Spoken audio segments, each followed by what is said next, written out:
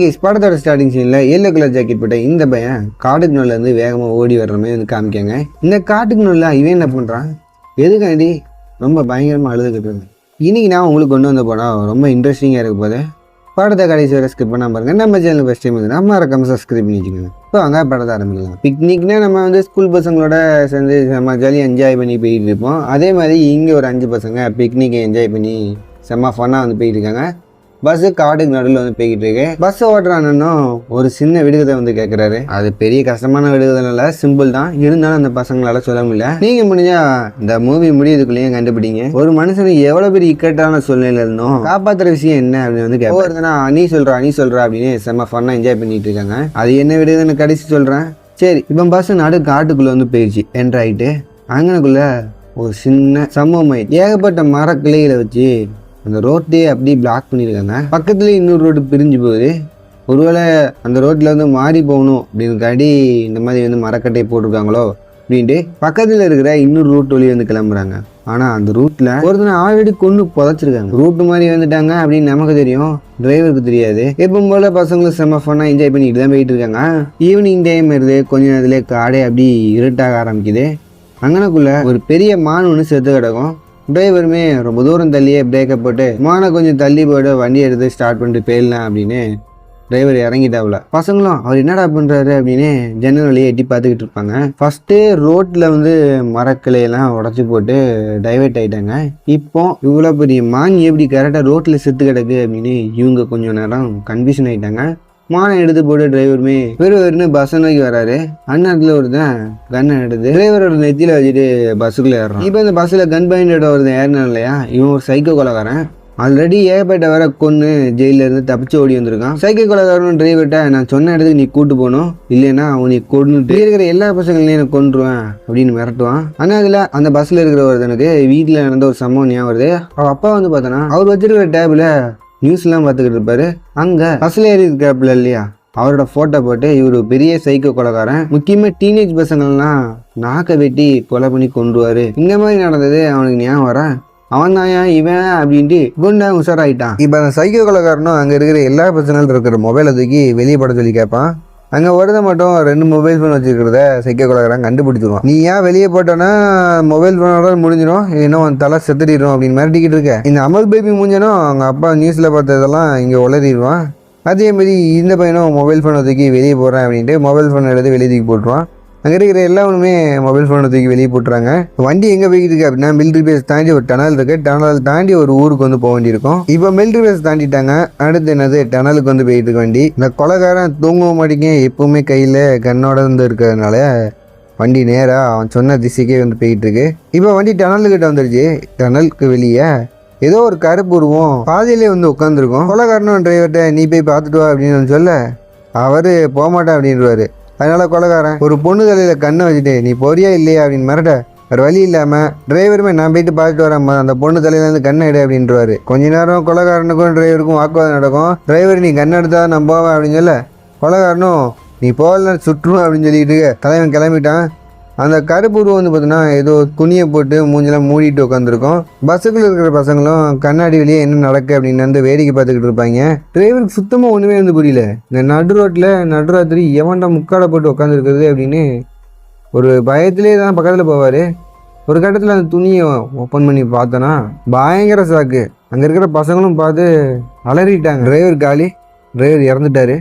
அடுத்து இப்போ ஒரு ட்விஸ்ட் ஆயிடுச்சு. என்னன்னா பஸ்ஸோட சேவை டிரைவர்கிட்ட தான் இருக்கு. கொலைகாரன் இந்த இடத்துல இருந்து தப்பிச்சு போகணுன்னா பஸ்ஸோட சேவை வேணும். அதனால கண்ணை வச்சுட்டு அங்கே இருக்கிற பசங்கள்கிட்ட ஒழுங்கு நீ போய் எடுத்துகிட்டு வரியா இல்லை நான் கொண்டுட்டா அப்படின்னு ஒவ்வொருத்தரையும் மாட்டிக்கிட்டு இருப்பான். அங்கே இருக்கிற ஒரு பொண்ணு நானே போய் எடுத்துகிட்டு வரேன் அப்படின்னு தைரியமாக டிரைவர்கிட்ட போய்கிட்டு இருக்கோம். டிரைவரோட கழுத்தை ஏதோ ஒரு பயங்கரமான மிருகம் கடிச்சு ரத்தத்தெல்லாம் உறிஞ்சி குடிச்சிருக்கும். டிரைவர் ஆளு காலி. இந்த பொண்ணுமே டிரைவர் பாக்கெட்ல இருந்து அந்த சாவியை எடுத்துட்டு திருப்பியும் பஸ்ஸை நோக்கி வேகமா வந்து ஓடி போவா. பஸ்ஸுக்குள்ள இருக்கிற பசங்களுக்கும் இந்த பொண்ணுக்கும் எதுவும் ஆயிடக்கூடாது அப்படின்னு ரொம்ப பயத்துல இருந்து இருப்பாங்க. ஒரு வழியா அந்த பொண்ணு எப்படியோ பஸ்ல சாவி தூக்கிட்டு வந்துட்டா. உள்ள இருக்கிற பசங்களுக்கு அந்த கொலைகாரமெல்லாம் பயங்கர காண்டு. உன்னாலதான் டிரைவர் என்ன இறந்துட்டாங்க இப்படி பேசிக்கிட்டு இருப்பாங்க. ஒருத்தன் சைக்கிள் கொலைகாரன் மண்டியிலேருந்து ஒரு கட்டையை கொண்டு அடிச்சுடுறான். துப்பாக்கி தூரமாக போயிட்டு விழுந்துருது. அந்த துப்பாக்கியை அவர் பையன் வந்து எடுத்து வச்சுக்கிறான். இப்போ நீ இந்த பஸ்ல இருந்து இறங்கி போயிட்டு அந்த மிருகத்தை பார்த்துட்டு வா அப்படின்னு வந்து பேசிக்கிட்டு இருப்பான். பஸ்ஸுக்கு வேணா அந்த மிருகம் வந்து ஓடுற சத்தம் வந்து கேட்கும்.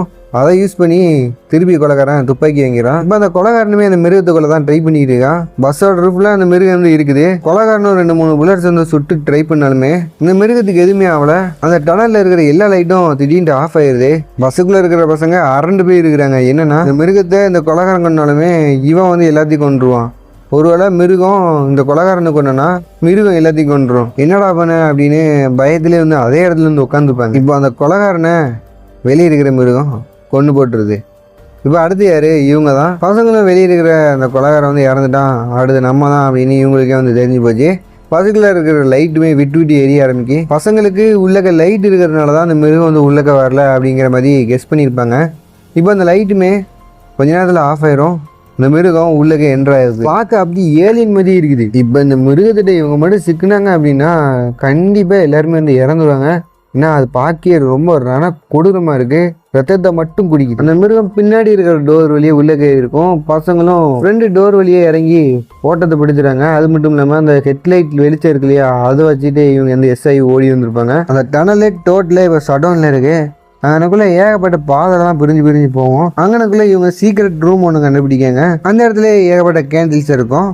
ஒவ்வொன்றா வந்து பற்ற வைக்காங்க. பக்கத்துலேயே சில ஃபோட்டோஸ்லாம் இருக்குது. அநேகமாக அந்த கேண்டில்ஸ்லாம் இவரோட தான் இருக்கும்னு நினைக்கிறேன். அதே மாதிரி அந்த ரூம்லேயே இந்த டனலோட ப்ளூ பிரிண்ட் ஒன்று மாட்டியிருக்கும். அந்த மிருகத்துக்கு வெளிச்சத்தை கண்டாலே வந்து சுத்தமாக ஆகலை. அநேகமாக இந்த பசங்க எல்லாருமே இந்த டனலோட பவர் ரூம் வந்து கண்டுபிடிச்சா தப்பிச்சாங்கன்னு அர்த்தம். எப்படின்னா அந்த டனலில் மொத்தமாக வந்து கரண்ட் போயிருக்கு. மேக்ஸிமம் வந்து கரண்ட் ட்ரிப்பாக தான் இருக்கும். இவங்க போயிட்டு வந்து சரி செஞ்சிட்டாங்க அப்படின்னா எல்லா இடத்துக்கும் வந்து எழுச்சி வந்துடும். மார்னிங் வர உயிரோடு இருந்துட்டாங்க அப்படின்னா கண்டிப்பாக தப்பிச்சாங்க, இல்லைன்னா செத்தாங்க. ஒரு டீம் என்ன பண்ணுதுன்னா அந்த பவர் ரூம் வந்து கண்டுபிடிங்க அப்படின்னு கிளம்பி போயிருது. அவங்களும் ஒரு வழியாக அந்த பவர் ரூம்லாம் கண்டுபிடிச்சிட்டாங்க. இப்போ இவங்களோட வேலை என்னன்னா மெயின் வந்து ஆன் பண்ணி விடுறதான் இவங்களோட வேலை. இன்னொரு டீம் சீக்ரெட் ரூம்லேயே தான் இருக்குது. அங்கனக்குள்ளே ஒரு பொண்ணுக்கு திடீர்னு ரெஸ்ட் ரூம் போகணும் அப்படின்னு ஒரு பாயிண்ட் வந்து சொல்லியிருக்கோம்.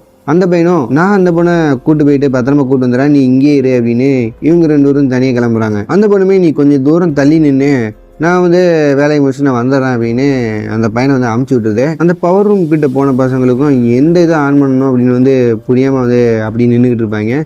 அதே நேரத்தில் ரெஸ்ட் ரூம் போன அந்த பொண்ணு பயங்கரமாக கத்திக்கிட்டு இருக்கும். என்னென்னு போய் பார்த்தோன்னா அந்த மிருகம் அந்த பொண்ணோட ரத்தத்தை வந்து குடிச்சிக்கிட்டு இருக்கும். என்னன்னா அந்த பொண்ணு டார்ச் லைட்டை அமர்த்திட்டு ரெஸ்ட் ரூம் பண்ணிக்கிட்டு இருக்கும். சரி, இப்போ அந்த மிருகம் இந்த பொண்ணை வந்து ரத்தத்தெல்லாம் வந்து குடிச்சிடும். இந்த பசங்களும் போயிட்டு தீப்பந்தத்தை வச்சுட்டு அந்த பொண்ணை வந்து காப்பாற்றிடுறாங்க. ஆனால் அதில் ஒரு பையன் வந்து மாட்டிக்கிறான். அந்த பையனோட ரத்தத்தை அந்த மிருகம் வந்து குடிச்சிக்கிட்டு இருக்கும். இதில் ஒரு ட்விஸ்ட் என்னன்னா அந்த மிருகம் இன்விசிபிளாக இருக்குது. இருட்டில் அந்த மிருகம் வந்து மறைஞ்சிடும். அதே மாதிரி வெளிச்சத்தில் அந்த மிருகத்துக்கு கண்ணு தெரியாது. அந்த பவர் ரூம் போயிட்டு பவர் ஆன் பண்ணுற பசங்களும் ஒரு கட்டத்தில் பவரை ஆன் பண்ணி விட்டுறாங்க. டோட்டல் டனலுக்குமே பவர் வந்துடுது. 5 செகண்ட் எக்ஸ்ட்ரா போயிருந்தா கூட அந்த பையன் செத்துருப்பான். ஒரு வழியாக எப்படியோ எஸ் ஆகிட்டான். இப்போ வேணால் எஸ் ஆகிருக்கலாம். கண்டிப்பாக அந்த மிருகம் கண்டிப்பாக இவங்களெல்லாம் தேடி வரும். அந்த பவர் ரூமில் ஏகப்பட்ட ஃபோட்டோஸ் மேகசின்ஸ்லாம் அப்படிலாம் ஒட்டியிருக்கோம். அங்கனுக்குள்ளே ஒரு பெயிண்டிங் இருக்குது. ஒரு மிருகம் துணியை போட்டு மூடி உட்காந்துருக்கிற மாதிரி ஒரு பெயிண்டிங்கு. இதே ஒரு சம்பவம் தான் அந்த ரோட்லேயும் அந்த மிருகம் துணியை போட்டு மூடி உட்காந்துருக்கும். இது தெரியாமல் தான் டிரைவருமே துணியை எடுத்திருப்பாரு. கண்ணுக்கு தெரியாத அந்த மிருகம் டிரைவர் வந்து போட்டு தண்ணியிருக்கும். சரி, அங்கனுக்குள்ளே ஒரு நோட் இருக்குது. அந்த நோட்டில் ஒரு ஃபோட்டோ இருக்குது. இந்த ஃபோட்டோவில் ஒரு டீனேஜ் பையன் பொண்ணு ஃபோட்டோ வந்து இருக்கும். இது எல்லாத்தையும் அந்த நோட்டோட தூக்கிட்டு சீக்ரெட் ரூமுக்கு ஃபஸ்ட்டு போனவங்க வந்து கிளம்பி வந்துடுறாங்க. அதே மாதிரி அந்த மிருகத்திட்ட கடி வாங்கிட்டு 2வது செட்டும் சீக்ரெட் ரூமுக்கு வந்து வந்துடுறாங்க. இப்போ இந்த ஃபோட்டோவில் இருக்கிறது யார் அப்படின்னா படத்தோட ஸ்டார்டிங் சீனில் ஒரு பையன் வேகமாக காட்டுக்கு நடுவில் உட்காந்து அழுதுகிட்டு இருப்பான். அந்த பையனோட ஃபோட்டோ தான். சுமார் 30 வருஷத்துக்கு முன்னாடி அந்த பையன் அவன் தங்கச்சியோட அந்த டனல்கிட்ட வந்து போயிருக்கான். அந்த டனலுக்குள்ளே யாரோ நிற்கிற மாதிரி அவன் தங்கச்சி வந்து ஃபீல் பண்ணியிருக்கான். ஆனால் யாருமே வந்து இருந்திருக்க மாட்டாங்க அந்த இருட்டுக்குள்ளே. இவனுமே பக்கத்தில் நெருக்கி போக அங்கனுக்குள்ளே இருந்த மிருகம் அவன் தங்கச்சியை வந்து கொண்டிருக்கும். யாருமே இல்லாத என் தங்கச்சி யார் கொண்டாடா அப்படின்னு இவனுமே காட்டுக்குள்ளே பைத்தியமே தெரிஞ்சுக்கிட்டு இருந்திருப்பான். ஒரு கட்டத்தில் எது என் தங்கச்சியை கொண்டுச்சு அப்படின்னு ரிசர்ச் பண்ண ஆரம்பிக்கான். அந்த ரிசர்ச்சோட வெளிப்பாடு தான் இந்த டனலுக்குள்ளே இருக்கிற சீக்ரெட் ரூமு, கேண்டில்ஸு, ஏகப்பட்ட ரிசர்ச்லாம். இந்த ரிசர்ச் மூலியமாக அந்த மிருகத்தை அழிக்கிறதுக்கு உண்டான வழியையும் அவர் வந்து சொல்லியிருப்பார். அதையும் ரெடி பண்ணி வச்சுருப்பார். ஒரு கட்டத்தில் அதை செயல்படுத்தும் போது இவர் வந்து இறந்து போயிருப்பார். இந்த மிஷின் இந்த டனலுக்குள்ளே எங்கே இருக்குது, எப்படி யூஸ் பண்ணணும், எந்த நேரத்தில் யூஸ் பண்ணணும் அப்படின்னு எல்லாத்தையுமே அந்த டைரியில் வந்து எழுதி வச்சிருப்பாரு. இவ்வளோக்குள்ளே பிளான் பண்ணிவிட்டு ஏன் இறந்து போனார் அப்படின்னு நமக்கு வந்து இப்போ வர புரியல. சரி, இப்போ இந்த பசங்க எல்லாருமே அந்த ஒரு மிருகத்தை கொல்லலாம் அப்படின்னு வந்து பிளானை போட்டாங்க. சரி, ஓகே. உண்மையிலே இந்த ரிசர்ச் பண்ணவருக்கு என்னதான் ஆச்சு அப்படின்ட்டுனா, அந்த மிருகத்தை அழிக்கக்கூடிய எல்லாத்தையும் வந்து உருவாக்கிட்டாரு. இருந்தாலும் ட்ரையல் பண்ணணும். ஒரு ஆர்வத்தில் இவருமே ஒரு சவுண்ட் ஒன்று ப்ரொடியூஸ் பண்ண அந்த மிருகம் நேராக இந்த இடத்துக்கு வந்து வந்திருக்கும். அந்த இடத்துல போட்டு தள்ளிடும். அந்த மிருகத்துக்கு கண்ணு தெரியாது என்னவோ உண்மைதான். ஆனால் அந்த மிருகத்துக்கு வைப்ரேஷன்ஸ் எல்லாம் தெளிவாக தெரியும். இவருமே முன்னேற்பாடு இல்லாமல் ட்ரையல் டெஸ்டிங்கை வந்து பண்ணி செத்து போயிருப்பாரு. இப்போ இந்த பசங்க எப்படி அந்த மிருகத்தை கொல்ல போகிறாங்கன்னு தெரியல. ஃபர்ஸ்ட் இந்த மிருகத்தை கொல்லக்கூடிய அந்த மிஷினை இவங்க தேடி கண்டுபிடிக்கணும். ஒரு கட்டத்தில் என்ன ஆகுறாங்க அப்படின்னா, அந்த மிஷினை தேடி கண்டுபிடிச்சிடறாங்க. இப்போ அந்த மிருகத்தை வர வைக்கும். அந்த மிஷினை செட் பண்ணதுக்கு முன்னாடியே சவுண்ட் வர வச்சிடக்கூடாது. இப்போ எல்லாருமே வந்து பக்கம் வந்து செட் ஆயிருக்கு. இந்த மிஷின் மூலியமா ஏகப்பட்ட லைட் வரும். அந்த லைட் மூலியமா அந்த மிருகம் வந்து குருடாயிரும். குருடா இருக்கிற அந்த நேரத்தில் தீய பொறுத்து வச்சு அதை வந்து கொன்றணும். இதுதான் எங்களோட பிளானு. இப்போ அந்த சவுண்டையும் வர வச்சிடுறாங்க. அந்த மிருகமும் அந்த இடத்துக்கு வைப்ரேஷன் சவுண்டை வச்சுட்டு வந்துடுது. ரொம்ப அக்யூரேட்டா எந்த இடத்துல சவுண்ட் வந்துச்சோ அந்த இடத்துக்கு அந்த மிருகம் வந்து வந்துடுது. அந்த இடத்துல அந்த பையன் வந்து நின்றுக்கிட்டு இருக்கான். இவன் நேரத்துக்கு அந்த லைட்ல உள்ள பட்டன் ஒர்க் ஆகல போல. இன்னும் 2-3 செகண்ட் வந்து எக்ஸ்ட்ரா நின்று இருந்தா கூட அந்த மிருகம் வந்து இவனை வந்து கொண்டிருக்கும். இப்போ இதை டைவெர்ட் பண்ணுற விதமாக அங்கே இருக்கிற ஒரு பொண்ணு வந்து பயங்கரமாக கத்திட்டு அந்த இடத்துல இருந்து வேகமாக ஓடி போயிடும். அந்த மிருகமும் அந்த பொண்ணை ஃபாலோ பண்ணி வேகமாக வந்து போயிட்டு இருக்கு. இந்த பொண்ணு வேகமாக எங்கே போயிட்டுருக்குன்னா டனலுக்கு வெளியே வந்து போயிட்டு இருக்கு. ஏன்னா இடத்துல வெளிச்சம் வந்திருக்கும், அதாவது சூரிய வெளிச்சம் வந்திருக்கும். ஒரு முக்கில் அந்த பொண்ணுங்க மாட்டிக்கிடுச்சு. வாயை பூத்திட்டு சவுண்ட் வராத மாதிரி ரொம்ப பாதுகாப்பாக நின்றுக்கிட்டு இருக்கு. உடனே அந்த பொண்ணுங்களையும் வந்து போட்டு இருக்கும். அந்த பசங்களும் அந்த மிருகத்தை திருப்பி டைவெர்ட் பண்ணி வேற ஒரு இடத்துக்கு வந்து கூட்டு வந்திருக்காங்க. அதாவது மிஷின் இருக்கிற இடத்துக்கு. மறுபடியும் அந்த மிஷின் வந்து கோளாறை கொடுத்துருச்சு, ஒர்க் ஆகலை. சரி, என்ன பண்ணுறது? திருப்பி இந்த பொண்ணுங்க கத்திக்கிட்டே அந்த டனலுக்கு வெளியே வந்து போக ட்ரை பண்ணிக்கிட்டு இருக்க. ஒரு கட்டத்தில் டனலுக்கு வெளியே வந்து வந்துடுதுங்க. இவங்க நினைச்ச மாதிரி சூரிய வெளிச்சம் கொஞ்சம் கொஞ்சமாக வந்துக்கிட்டு இருக்கு. அந்த மிருகத்தினால இப்போ வெளியே வர முடியாது. ஒரு சைடு ஃபுல்லாக லைட் வைடு ஒரு பாதை வந்து அடைச்சிட்டாங்க. இப்போ இன்னொரு சைடு வெளிச்சம் வந்துருச்சு. இன்னொரு பக்கத்துலேருந்து இந்த பசங்கள்லாம் தீப்பந்தத்தை தூக்கிட்டு வந்துடுறாங்க. அந்த மிருகத்துக்கு மேலே ஆட்டோமேட்டிக்காக அந்த துணி மாதிரி ஒன்று ஃபார்ம் ஆயிரும். இப்போ அந்த பசங்க தீயை பொறிச்சு வச்சு, அதாவது தீப்பந்தத்தை வழியாக அந்த தீயை பற்ற வச்சு அந்த மிருகத்தை எரிச்சிடுறாங்க. அவ்வளோதான், மிருகம் செத்து போச்சு. இந்த பசங்களுக்கு சந்தோஷம் தாங்க முடியல. எப்படியும் அந்த மிருகத்திட்ட இருந்து பசங்க தப்பிச்சிடுறாங்க. நேராக அவங்கவுங்க ஃபேமிலியோட சேர்றாங்க. சரி, நான் படத்தோட ஸ்டார்டிங்கில் ஒரு விடுகதை வந்து டிரைவர் கேட்டிருப்பாரு. அந்த விடுகதையோட ஆன்சர் என்னென்னா தைரியத்து மூலியமாக தான் எவ்வளோ பெரிய விஷயத்தினாலும் ஜெயிக்கலாம். சரி, இதெல்லாம் போகட்டும். நடந்த எல்லா விஷயமும் ஒரு போலீஸ்காரர் தெரிஞ்சிருக்கும். இந்த போலீஸ்காரமே டனல்குள்ளே என்னதான்டா இருக்குது, எத்தனையோ பேர் இந்த டனல்குள்ளே வந்து செத்து போயிட்டாங்க. இந்த பசங்க மட்டும் எப்படி உயிரோட வந்தாங்க? ஒருவேளை உண்மையிலேயே அந்த மிருகத்தை அழைச்சிருப்பாங்களா? என்ன ஏதுன்னு உள்ளே போய் பார்க்கலாம். அப்படி உள்ளக்க போனால் திருப்பி அந்த மிருகத்தோட சவுண்டு கேட்கும். இப்போ அந்த போலீஸ்காரர் அந்த மிருகம் போடுதலிடுது. உண்மையிலே என்ன ஆயிருக்கும் அப்படின்னா, இந்த பசங்க எல்லாருமே அந்த மிருகத்தை எரிஞ்சு கொண்டது என்னவோ உண்மைதான். ஆனால் அந்த சாம்பல் நைட் ஆனால் திருப்பியும் அந்த மிருகத்துக்கு உயிர் கொடுத்துரும். இது தெரியாமல் இந்த போலீஸ்காரர் வாண்டடா போய் செத்து போயிடுவார். அந்த மிருகமும் எனக்கு எண்டு கடடா போடுறீங்க, எனக்கு எண்டே கிடையாது அப்படிங்கிற மாதிரி இந்த படத்தை முடிக்காங்க. நானும் முடிச்சுக்கிறேன். Bye guys.